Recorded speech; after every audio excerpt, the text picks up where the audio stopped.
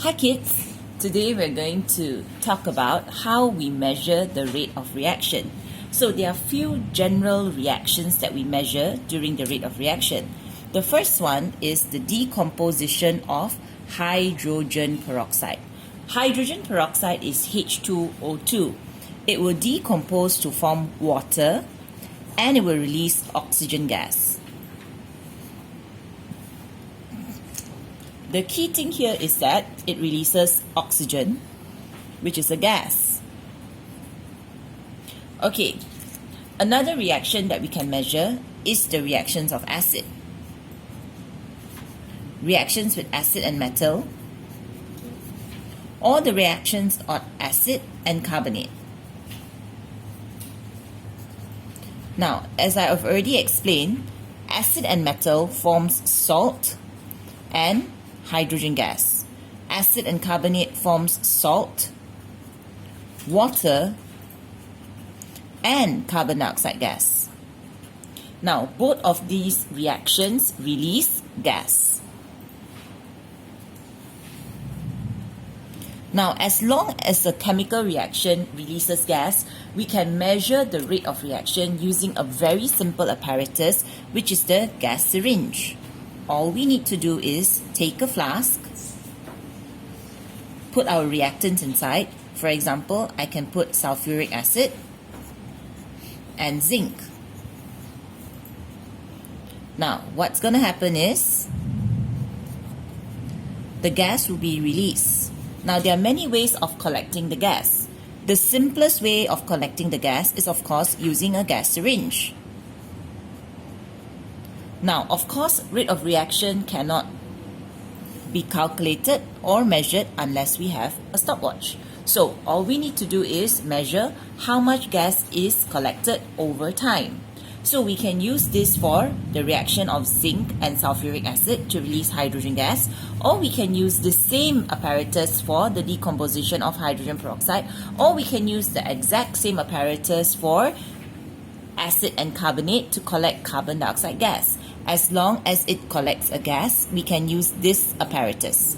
Now, there's another apparatus that's very similar to this, which is also collecting the gas. But instead of collecting the gas using a gas syringe, we use the water displacement method.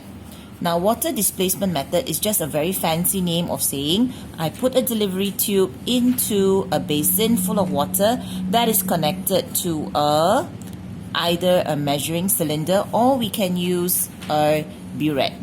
So remember to close the burette here and fill this whole burette with water and the whole basin with water. So let's say here we put calcium carbonate and hydrochloric acid. So what gas is releasing is carbon dioxide. So as the carbon dioxide gas flows here, the carbon dioxide gas will be collected and it will be pushing the water down. So then all we need to do is open our eyes and look at the reading in the burette or the measuring cylinder. So the water will be going down, and that's why it's called water displacement method. So either methods are used to collect gas. Now, is there another method when we're doing this experiment? As we can see, during these reactions, gas is released. So because gas is released, obviously the mass of the whole chemicals will be decreasing. So we can use something which we call mass loss.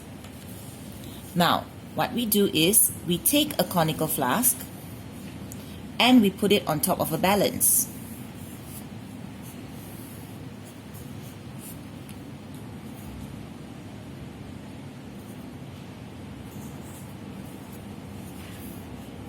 Now, let's say it's a reaction of calcium carbonate and nitric acid. Same thing, it will be releasing carbon dioxide gas. Now, few things to take note. We can't just leave the flask mouth open, because what will happen is the acid will be spraying out as the carbon dioxide gas bubbles out. So we have to cover this. But we can't cover it with a stopper, if not, no gas is released. So what we use is we use a cotton plug. Now, this allows the carbon dioxide gas to release, but it does not allow any acid to go out. So we can use it for any of the reactions. We can use it for decomposition of hydrogen peroxide because oxygen gas is released. We can also use it for acid and carbonate because carbon dioxide is released. Now, I wouldn't recommend it using for acid and metal because the mass of hydrogen gas is very, very small. So this is called mass loss method. The reason being that as carbon dioxide gas is being released, the mass of the whole conical flask will decrease. So we can also measure the mass loss against time. All we need to do is read the reading. Okay? Now, this third experiment I'm going to talk about is slightly different. The reaction of sodium thiosulfate with acid. So, sodium thiosulfate reacts with acid, any acid, sulfuric acid or hydrochloric acid. It produces a salt, sodium chloride. It produces water. It produces a gas, sulfur dioxide, and it produces solid sulfur. Okay, so now what happens here is that sodium thiosulfate is a colorless aqueous solution. Hydrochloric acid is a colorless aqueous solution. When the two chemicals are added together, they will produce a colorless sodium chloride, a colorless water, which is a liquid, a colorless gas, sulfur dioxide, and sulfur, which is a yellow solid. Now, we cannot use the method of collecting gas.